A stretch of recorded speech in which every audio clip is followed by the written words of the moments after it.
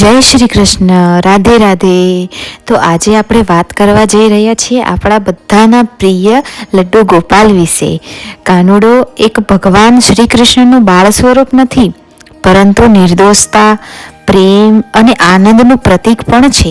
જ્યારે આપણે ઠાકોરજીની સેવા કરીએ છીએ ત્યારે આપણે તેમને માત્ર ભગવાન તરીકે નહીં, પરંતુ આપણા પોતાના બાળક તરીકે પ્રેમ આપીએ છીએ.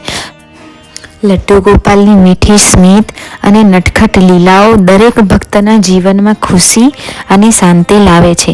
એવું માનવામાં આવે છે કે જે ઘરમાં લડ્ડુ ગોપાલની સેવા થાય છે ત્યાં હંમેશા સુખ, સમૃદ્ધિ અને સકારાત્મક ઉર્જા રહે છે. આ દુનિયામાં જો કોઈ આપણને બોલ્યા વગર સમજી જાય છે ને તો એ છે મારો કાન્હા, મારો માધવ, મારો કૃષ્ણ. જ્યારે આખી દુનિયા પ્રશ્ન કરે છે ત્યારે કૃષ્ણ જવાબ નથી આપતા, એ તો બસ હાથ પકડી લે છે. કૃષ્ણ કહે છે, ડરો નહીં, હું તારી સાથે છું. જીવનમાં જ્યારે કોઈ પણ આપણું ન બને ત્યારે કૃષ્ણ આપણું સાહસ બને છે. જ્યારે આંખોમાં આંસુ હોય ત્યારે તે આપણું સ્મિત બને છે. કૃષ્ણ શીખવે છે કે પ્રેમ બાંધણી નથી, પ્રેમ તો સમર્પણ છે. એ ગોપીઓ સાથે રમે છે પણ કોઈને પણ બાંધતા નથી. એ રાધા સાથે પ્રેમ કરે છે પણ સ્વાર્થ નથી રાખતા. જીવનમાં બધું જ આપણા મન મુજબ ન થાય ને ત્યારે કૃષ્ણ કહે છે, કર્મ કર અને મને સોંપી દે. અને સાચું કહો તો જે દિવસે આપણે કૃષ્ણ પર સંપૂર્ણ વિશ્વાસ રાખી લઈએ એ દિવસે જીવન સરળ બની જાય છે. કારણ કે કૃષ્ણ માત્ર ભગવાન નથી, એ તો મિત્ર છે, માર્ગદર્શક છે અને મા જેવી માયા છે.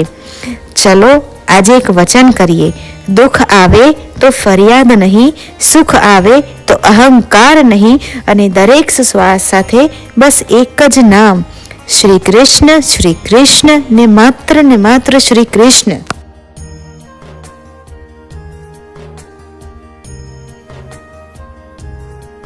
રાધા રાધા રાધા રાધા રાધા રાધા રાધા રાધા રાધા રાધા રાધા રાધા